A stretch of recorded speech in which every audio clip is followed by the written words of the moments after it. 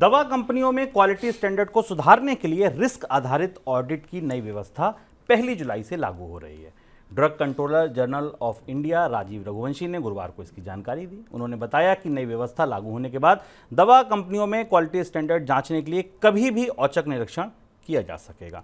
Sir, क्या शामिल होगा इस पूरी व्यवस्था में, कैसे की जाएगी इस व्यवस्था की तैयारी? भारतीय दवा उद्योग की साख पर खासी खरोंचें लगी हैं। हम लगातार बताते रहे हैं, नकली दवाएं, निर्यात में खराब दवाएं,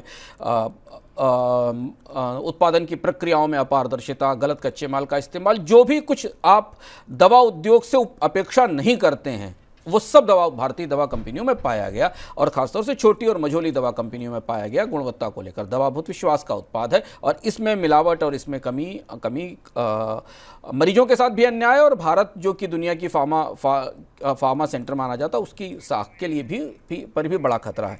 तो सरकार ने इसके लिए जब रिस्क कंपनियों पर छापे मारे थे, हम आपको बताते रहे, और जहां ये पाया गया था उसके बाद जीएमपी नाम की एक व्यवस्था लागू की गई थी जिसमें कि गुड मैन्युफैक्चरिंग प्रैक्टिस कहा जाता है। दवाओं के लिए जीएमपी एक तरीके का शास्त्र है, एथिक्स है, गुड मैन्युफैक्चरिंग प्रैक्टिस, जिसके तहत कंपनियों को एक लंबी सूची के तहत अपने उत्पादन में कुछ नियमों का, गुणवत्ता नियमों का पालन करना पड़ता है। ये पालन अगर हो रहा होता तो शायद ऐसा नहीं होता जो पाया गया। सरकार ने छापों के बाद वास्तविकता पाई है और अब ये कहा गया है कि जो जोखिम है उसके आकलन के आधार पर जीएमपी को, गुड मैन्युफैक्चरिंग प्रैक्टिसेस को स्थायी तौर पर लागू किया जाएगा और सरकार की एक टीम अचानक इनकी जांच और पड़ताल करेगी। इसमें बहुत सारे लंबी लिस्ट है जिसमें कच्चे माल की खरीद, उत्पादन की व्यवस्थाएं, साफ सुथरी पैकेजिंग, उत्पादों का सही तरीके से इस्तेमाल और भी ट्रेड से रिलेटेड इश्यूज हैं।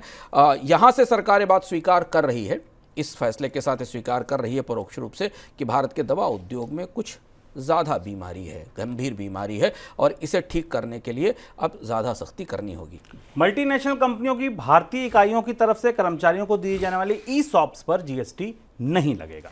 पिछले हफ्ते हुई जीएसटी काउंसिल की बैठक में इस मुद्दे पर फैसला हुआ था, जिसको लेकर सीबीआईसी ने बुधवार को सर्कुलर जारी किया है। जीएसटी काउंसिल के इस फैसले से बड़ी मल्टीनेशनल कंपनियों को राहत मिलेगी, क्योंकि ये कंपनियां अपनी भारतीय इकाइयों के जरिए भारतीय कर्मचारियों को ई-सॉप्स देती हैं। सर, कौन सी कंपनियां शामिल हैं जिन्हें फायदा होगा? राहत वाली खबर है उन कंपनियों के लिए, खासतौर से बड़ी मल्टीनेशनल कंपनियों के लिए, भारत में काम करने वाले जैसे गूगल, माइक्रोसॉफ्ट, ओरेकल जैसी कंपनियां जो अपने कर्मचारियों को ई-सॉप देती हैं, स्टॉक ऑप्शंस देती हैं या रिस्ट्रिक्टेड स्टॉक यूनिट्स देती हैं। अभी तक इस मामले पर भारत में जीएसटी काउंसिल की तरफ से, जीएसटी प्रशासन की तरफ से कंपनियों पर टैक्स लगाया जाता था और इसे लेकर बहुत सारे लिटिगेशन, बहुत सारे विवाद जीएसटी के अलग अलग प्राधिकरणों में और अदालतों में लटके हुए हैं, क्योंकि कंपनियों का यह मानना था कि ये व्यवस्था अपने कर्मचारियों के अधिकार के तौर पर की जा रही है और इस पर टैक्स नहीं लगाया जाना चाहिए। अंततः जीएसटी काउंसिल ने इस समस्या का समाधान कर दिया है और ये राहत भरी खबर है उन बहुराष्ट्रीय कंपनियों के लिए, के कर्मचारी, भारतीय कर्मचारियों के लिए जो भारत में काम कर रहे हैं।